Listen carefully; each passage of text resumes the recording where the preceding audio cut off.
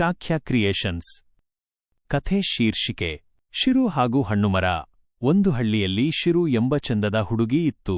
ಅವಳು ದಿನವೂ ಮನೆ ಪಕ್ಕದ ಹಣ್ಣುಮರದ ಬಳಿ ಹೋಗಿ ಆಟವಾಡುತ್ತಿದ್ದಳು. ಆ ಮರದಲ್ಲಿ ರುಚಿಯಾದ ಮಾವು ಹಣ್ಣುಗಳು ಬರುವುವು.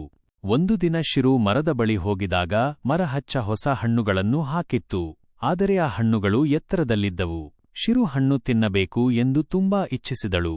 ಆಕೆಗೆ ಮರ ಹತ್ತಲು ಸಾಧ್ಯವಾಗಲಿಲ್ಲ. ಆಗ ಮರ ಮಾತಾಡಿತು. ಶಿರು, ನೀನು ಸದಾ ನನ್ನ ಬಳಿ ಬಂದು ಸಂತೋಷವನ್ನಾಗಿಸುತ್ತೀಯ.